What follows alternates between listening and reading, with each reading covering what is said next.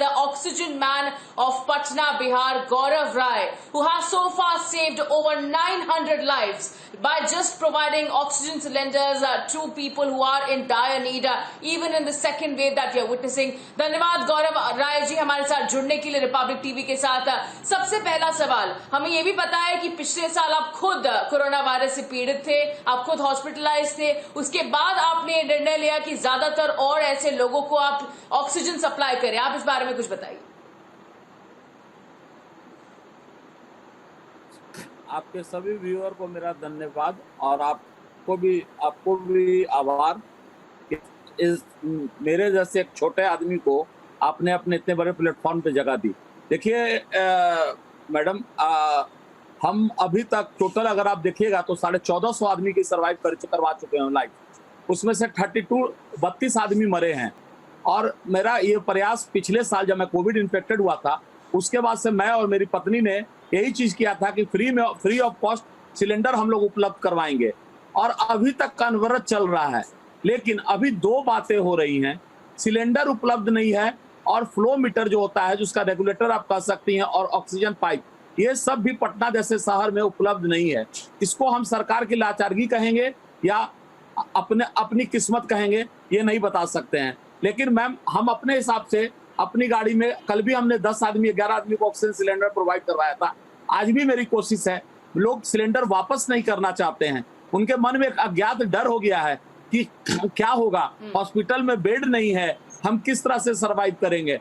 मैं उनको भी दोष नहीं लगा सकता हूं।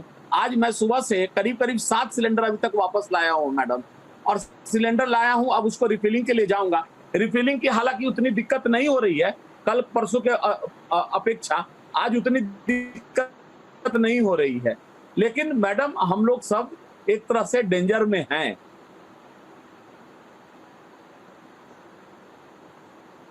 जी गौरव जी, एक और सवाल हमारा आपसे, पिछले वेव जो फर्स्ट वेव इंडिया ने देखी थी उससे कंपैरिजन में इस वेव में आपको क्या डिफरेंस नजर आ रहा है? हमें यह भी पता है कि आप अपना जो दिन है सुबह 5 बजे से शुरू करते हैं, आप खुद गाड़ी चलाकर जाते हैं, सिलेंडर्स पहुंचाते हैं उन लोगों के घरों में जिनको इनकी आवश्यकता है, और कुछ लोग तो आपको नाम से भी नहीं, सिर्फ ऑक्सीजन मैन के नाम से जानते हैं। जी देखिए, इस बार का जो कोरोना का जो लहर है, या जो कहिए या स्ट्रीम कहिए, जो कहिए, इस बार पता नहीं चल पा रहा। पहले क्या था कि पिछले साल मैंने 1103 आदमियों को दिया था, उसमें डिफरेंट एज ग्रुप थे, 45, 50, 60, 65, 85 तक लोग थे। लेकिन इस बार जो दशा है, इस बार जो मैं देख रहा हूं, मैंने एक 6 महीना की बच्ची को भी ऑक्सीजन दिया है, 6 month baby, she is baby girl, और उसको मैंने ऑक्सीजन दिया है। मेरा हाथ कांप गया कि भगवान ऐसा आनंद न कीजिए, मतलब हो रहे हैं। और जो लोग उनके साथ आ रहे हैं ना, इस स्ट्रीम को पता ही नहीं चल पा रहा है कि इस बार ये कैसा हो रहा है। अभी तक 377 लोगों को मैं सिलेंडर उपलब्ध करा चुका हूं, 1 मौत हुई है। लेकिन मैडम, इस सबसे बड़ी डरने की बात है कि बिना सिम्टम का कोरोना मैं देख रहा हूं। किसी को 2 दिन 3 दिन नाक में हल्का सा गला में खराश रहता है, और जब वो जाता है सिटी स्कैन करवाने तो पता चलता है 40% फेफड़ा इन्फेक्टेड हो गया है। तो ये तो मैं कोई विशेषज्ञ नहीं हूं, बट मेरे मन में एक जरूर है कि आपके माध्यम से मैं ये, मतलब जो विशेषज्ञ डॉक्टर हैं वो बता सकें कि इस बार क्या हो रहा है। इसको हम लोग पहचानने में बहुत बड़ी भूल कर रहे हैं। हर 16-17 साल की बच्चियां, 18 साल के लड़के, 21 साल के लड़के, इस रेंज में लोग आ रहे हैं, और वास्तव में एक खतरनाक साइन है। ये जो साइन है वास्तव में खतरनाक साइन है। जी गौरव जी, एक और बात, लोगों का आपके प्रति किस तरह का रिएक्शन, फीडबैक होता है? जिस तरह से आपने इतने सारे लोगों की जान बचाई है, परिवारों का आपके प्रति किस तरह का रवैया रहता है, उस बारे में बताइए। और किस तरह से लोग आपके पास आते होंगे उम्मीद लेके कि ऑक्सीजन जो कि आज फिलहाल पूरे देश भर में हम एक तरह से कमी देख रहे हैं, और उस चीज को सप्लाई भी किया जा रहा है। जी मैडम, अब मैं आपको क्या बताऊं, मैं जब मेरे पेशेंट ठीक हो जाते हैं, लोग कहते भी हैं कि आप डॉक्टर हो, हम बोलते हैं नहीं, लेकिन फिर भी मैं अपने पेशेंट बोलता हूं। जब मेरे पेशेंट ठीक हो जाते हैं तो मैं एक केक लेके जाता हूं, और एक जश्न नहीं, एक खुशी मनाता हूं कि जो जिंदगी है उसको बचाने में हम लोग कामयाब हुए।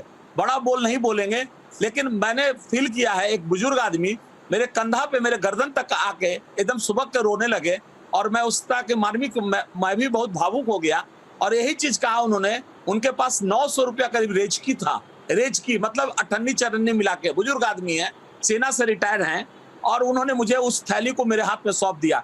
विश्वास कीजिएगा, मेरा हाथ कांप रहा था। कहे कि आपने मेरे बेटा, बहू, मुझे और मेरे बच्चों का लाइफ बचाया है, और मैं इससे बड़ा जीवन में आपको पूंजी नहीं दे सकता हूं। और वो थैला मेरे पास अभी रहता तो मैं आपको दिखाता मैडम। वो पता नहीं, मैं इतना भावुक हो गया उस थैले को लेके आते हुए। मैंने मतलब मैं क्या अपनी भावना को व्यक्त नहीं कर पाऊंगा। ये देख के लोग आते हैं, गला लिपट जाते हैं। मतलब बच्चे हैं, एक बच्ची थी, उसकी माताजी को मैंने बहुत मदद किया था, और वो बच्ची लास्ट में एक दिन मैं केक लेके गया, तो उसका नाम प्रिया है, वो 12th में पढ़ती है। वो आई और बोली कि अंकल मैं आपको कुछ देना चाहती हूँ। तो मैंने हंस के बोला कि बेटा क्या जरूरत है? तो एक गुलाब का फूल उसने हमको दिया, और इतना अंदर से इस चीज मेरे दिल को ये लगा कि देखिए एक बच्ची बहुत, तो हम बोले बेटा क्यों दे रही हो? तो अंकल आपने मेरी मम्मी के लिए इतना किया है। तो ये सब भावनाएं जो है ना, ये भावनाएं जो हैं ये दिल से निकलती हैं, क्योंकि मैं कोई व्यापारी नहीं हूं जो दिमाग से काम करता हूं। जी गौरव जी, हमें ये भी पता है कि आपने शुरुआत जो है पिछले साल की थी। आप खुद कोरोना वायरस से पीड़ित थे, और उसके बाद आपने निश्चय किया कि आपको लोगों की मदद करनी है, ऑक्सीजन सिलेंडर्स पहुंचाकर। फिर शुरुआत में आपने खुद के पैसों से इसकी शुरुआत की। फिलहाल क्या किस तरह से लोग सामने आए हैं आपकी मदद करने के लिए, ताकि वो और लोगों की मदद कर सके? हम फाइनेंशियली बात कर रहे हैं। फाइनेंशियली ऐसा है कि शुरू में तो हमको काफी स्ट्रगल करना पड़ा, लेकिन दोस्तों ने सहयोग किया। आप फेसबुक को कहती हैं, लोग कहते हैं आभासी दुनिया, लेकिन मैम ये आभासी दुनिया इतनी अपनी हो जाएगी, मैंने नहीं सोचा था। अब हमारे पास बच्चे बूढ़े सब लोग फोन करते हैं, गौरव जी 5000 रुपया मैं डाल रहा हूं, और इस पैसा से मेरी जवाबदेही सोसाइटी के लिए बढ़ते जा रही है कि ये हो क्या रहा है। और लोग आ रहे हैं मैम, और लगातार आ रहे हैं। पैसे की कमी नहीं है, सामान की कमी है पटना में आज के डेट में। ऑक्सीमीटर उपलब्ध नहीं है, फ्लो मीटर उपलब्ध नहीं है, जो पाइप होता है वो उपलब्ध नहीं है। तो मैं अकेले संघर्ष करके सिलेंडर लेकर मैं कितने दिन तक एक काम आदमी चल सकता हूँ? फिर भी मेरी कोशिश है मैम कि आज सुबह से लेकर अभी तक 3 आदमी को ऑक्सीजन प्रोवाइड करवाया हूँ। जिसको ज्यादा जरूरत होता है प्रायोरिटी बेसिस पे, अभी मैं उसी के लिए पूरे दिमाग लगा रहा हूँ कि ताकि कोई बच जाए। मेरा ऐसा मानना है, मैं अपने घर में भी बैठता हूँ और कहीं भी, तो मैं मानना है कि अगर आप मजबूत हैं और आप अगर सक्षम हैं तो दूसरों की मदद कीजिए। मैं आपके माध्यम से एक चीज कहना चाहता हूँ, थोड़ा सब्र करिए। बार बार जो फोन आता है, मेरे पास लगातार फोन आता है, पब्लिक को थोड़ा सब्र करना पड़ेगा, थोड़ा वेट करना पड़ेगा। मैं जान रहा हूँ कि बहुत बुरी स्थिति है, लेकिन मुझे ये भी चीज मालूम है कि इस बुरी स्थिति से हम लोग सब निकलेंगे और भगवान हम लोग सबकी मदद करेंगे।